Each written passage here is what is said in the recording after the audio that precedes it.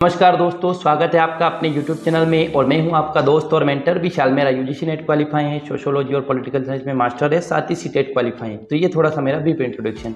दोस्तों, आपके मन में एक चीज़ जरूर आ रही होगी कि आपने हाल ही में 12th पास किया है और अगर आप MPPSC की तैयारी करना चाह रहे हैं तो आपके पास दो ऑप्शन हैं। या तो आप ऑनलाइन पढ़ें, जो कि जनरली बच्चे आजकल ऑनलाइन ही पढ़ना प्रेफर कर रहे हैं, या आप पढ़ सकते हैं ऑफलाइन।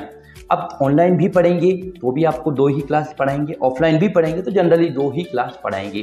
तो देखो, कोचिंग का स्ट्रक्चर जनरली ऐसा रहता है कि 2-2 लेक्चर रहते हैं किसी भी जगह के। तो अब आपके मन में डाउट है कि मैं पढ़ना शुरू कहाँ से करूँ, पहले प्री पढ़ूँ या मेंस पढ़ूँ, पहले PYQ पढ़ूँ या क्या पढ़ूँ, प्रैक्टिस करूँ। हम देखो, मैंने जब तैयारी स्टार्ट करी तो मेरा बहुत द्वंद रहते थे। मैं पढ़ ही नहीं पाता था। एक दिन ये पढ़ा, अगले दिन ये पढ़ा, किसी ने क्या बोल दिया, किसी की बात नहीं माने।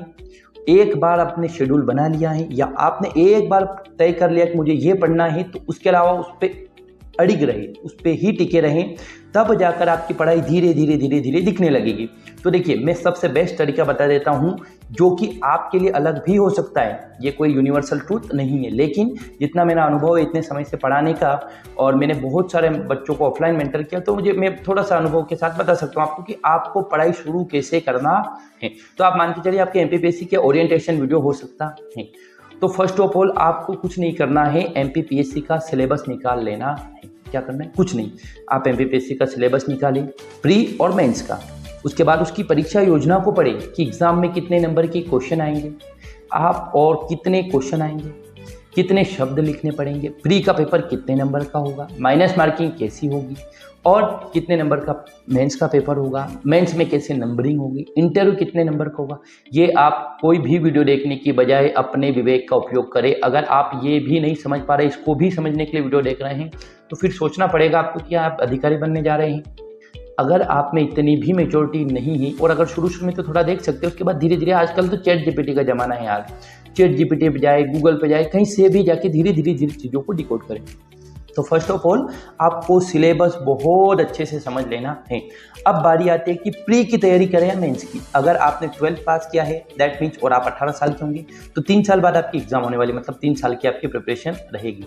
तो उसमें अगर आप में अभी से भटकाव आ गया, तो आप मान के चलिए आपकी तैयारी 3 साल तो ठीक, 30 सालों में भी उस प्रकार से नहीं हो पाएगी, जितना कि मैंने देखा है बहुत बच्चे भटक के खत्म हो जाते हैं।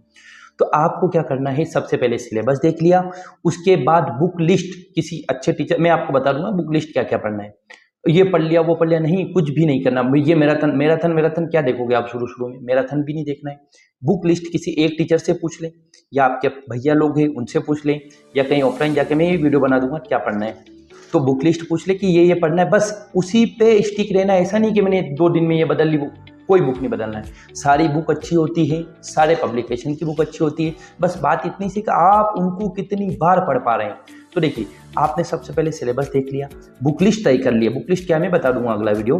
तो बुक लिस्ट जैसे ही तय करते आप पढ़ना शुरू करें, जब भी आपका मन हो तब। पहले तो अच्छे से रिसर्च कर लें MPPSC के बारे में कि कौन सी पोस्ट मिलेगी, कब नौकरी लगेगी, क्या होगा, कब एग्जाम होती। ये सारी ही चीज़ें अगर आपको कोई पूछे तो आंख बंद करके आप बता पाएँ। जनरली मैंने देखा है कि बच्चों को यही पता नहीं रहता कि एग्जाम कितने नंबर की होती है, कौन सी पोस्ट मिलती है, प्रेफरेंस क्या होता है। ये सब चीज़ें आप पता करें। 10 दिन लगेंगे, अधिकतम में 5 दिन। ये जैसे ही पता हुआ आप पढ़ाई स्टार्ट करेंगे मेंस से। विशेष याद रखना है आपको, बहुत ज्ञानी लोग मिलेंगे, पहले प्री होती है तो प्री करो, बिल्कुल प्री नहीं करना है। मेंस की तैयारी स्टार्ट करो, और मेंस में 2 सब्जेक्ट उठाए, और वो 2 सब्जेक्ट कौन से हो सकते हैं।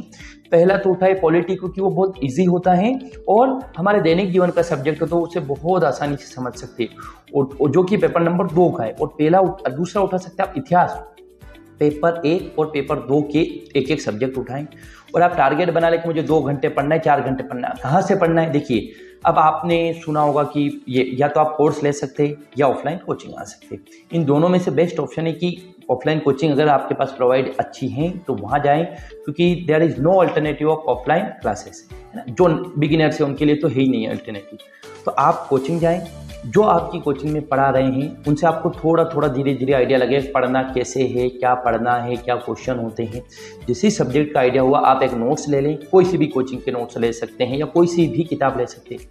वो जैसे लिया आप पढ़ें। क्या करना है, कि कोचिंग पे आए, घर आके पढ़े, बस कुछ नहीं करना, कोचिंग पे आए और जो कोचिंग पे पढ़ा है वही पढ़े और क्वेश्चन पेपर लगाने की आदत जिस पहले ही दिन से बना ले। मेंस का पढ़े तो मेंस के पेपर देखिए 2025 में क्या पेपर हुआ, 24 में क्या हुआ, 23 में क्या हुआ। जैसे जैसे आप पेपर देखोगे तो आप रिवर्स इंजीनियरिंग एक वर्ड होता है कि आपने पेपर देखा उसके बाद पढ़े, कोचिंग पे सही पढ़ा रहे, ये भी एवोल्यूशन हो जाएगा, आप सही पढ़ रहे ये भी एवोल्यूशन हो जाएगा।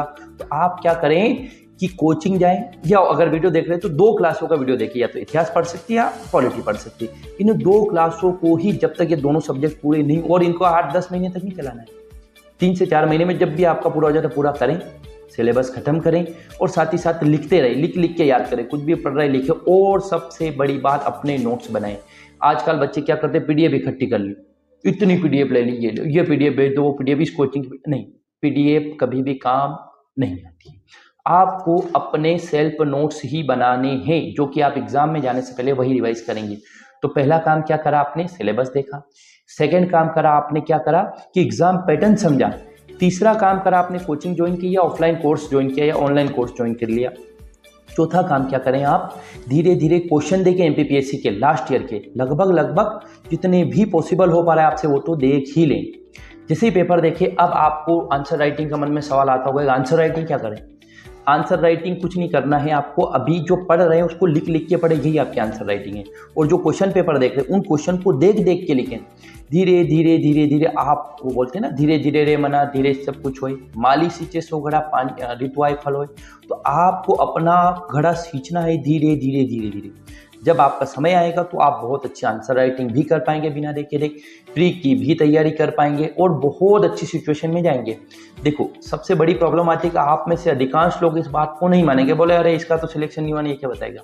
देखिए आपने विराट कोहली के कोच का नाम सुना होगा, अधिकांश लोगों ने नहीं सुना होगा, राजकुमार शर्मा है। उन सर ने ना तो कभी स्टेट लेवल पे मैच खेला है और ना भारत के लिए खेला, लेकिन उनका स्टूडेंट विराट कोहली बन चुका है।